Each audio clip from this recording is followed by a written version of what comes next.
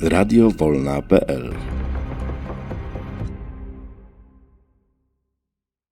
In other news, Russian and Polish investigators are reading the flight data recorders from Saturday's plane crash in western Russia. The boxes contain crew conversations and flight data that should shed light on what happened, what caused the crash that killed the Polish President Lech Kaczynski and many other top leaders. Preliminary reports suggest the aircraft was technically sound and that pilot error and fog may have been factors. In Warsaw, thousands of mourners turned out to pay tribute to the crash victims. Carpets of candles and flowers line the pavement outside the presidential palace. Earlier, a military plane carrying the president's remains touched down in the capital. Members of a Polish honor guard received the casket and carried it past hundreds of somber dignitaries. Many of Poland's military and political elite were on board that plane. For more on this now, we're joined by Witold Liliental. He is a freelance reporter with the Gazeta, a Polish-language newspaper in Ontario. He's on the line from Warsaw. And Witold, what is it like in Warsaw on this day? Yes, good evening. If I can draw a parallel, I think it looks something like outside of Buckingham Palace when Princess Diana died. The streets are lined with candles and flowers, and literally tens of thousands of people are out on the streets mourning, talking about the deceased, the killed ones, and showing their respect outside of the presidential palace, and practically on every square and everywhere that there's a cross, and next to the tomb of the unknown soldier, and other places of that same nature. Yeah, and Witold, as you're describing the scene, we have pictures that we're showing our viewers, and indeed, the scene, the sheer amount of people in the streets, the sheer amount of burning candles. It's overwhelming. It's an overwhelming scene. It's a scene that certainly, you mentioned Diana is passing. It's one that you don't see very often, but it does speak to the level and magnitude of the tragedy and the level of grief. Can you talk to how people inside of Poland are grieving?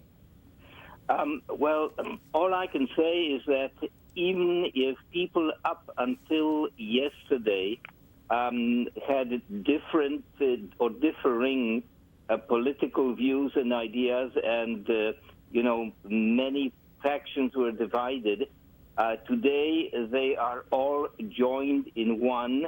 They are united in grief, regardless of whatever political option they opted for. They say it is of no consequence right now. We are all Poles. It's our president and our first lady who died, and the 94 other people who were killed on that same plane. Incidentally, I was on that same plane on Wednesday, traveling to Katyń with the Polish Prime Minister. I'm happy to be alive, and we landed back in Warsaw safe and sound. Yes, I was reading about that detail, that you yourself made an earlier commemorative trip that was taking place to Katyń. That was the one that Russian Prime Minister Putin was at, yes? Yes, that's correct. How do you explain, there's a very long, often a very troubled history between many Poles and Russians, and you mentioned Katyń, and we know that those who perished on this plane were going for yet another commemoration there to Katyń. You have a very personal connection to that massacre. Could you share it with us? Yes, I do. My own father was one of the Polish military officers killed there in that massacre in the spring of 1940. I was too young to remember him. I was 1 year at the time that he was murdered. And it was my great wish for many years to go there and see for myself the place and see the trees, which probably he saw as the last thing that he saw while he was still alive on this earth. And it's something of a terrible shock to me that the person who made it possible for me, Mr. Andrzej Przewoźnik, who was unfortunately was the head of the Council for Preservation of Memory of Struggle and Martyrdom in Poland. He made it possible for me.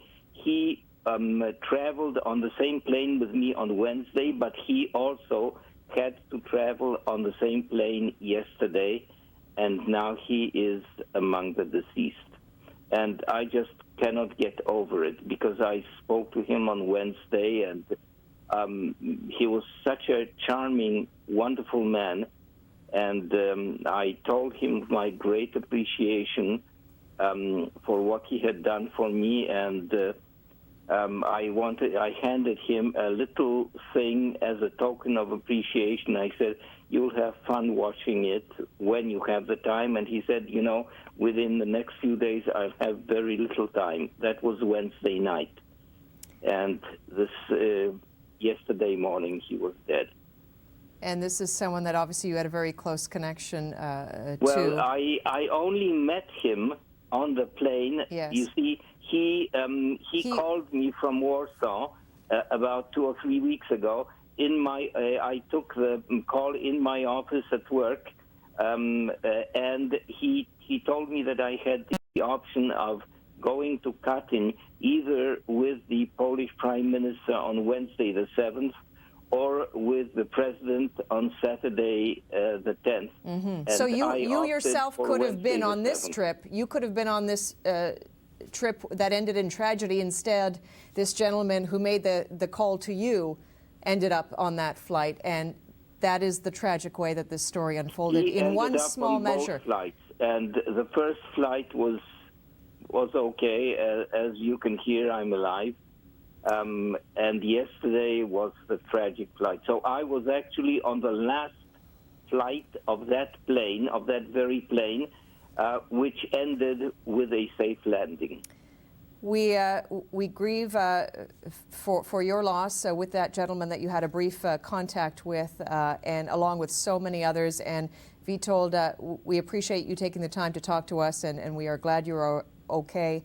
But it is clearly the magnitude of this tragedy will take some time to heal for sure. Thank you for joining us. It will take a few good weeks before Poland reels out of this shock. Witold Liliental, a freelance reporter for the Gazeta newspaper. Thank you. Thank you. Radio Wolna PL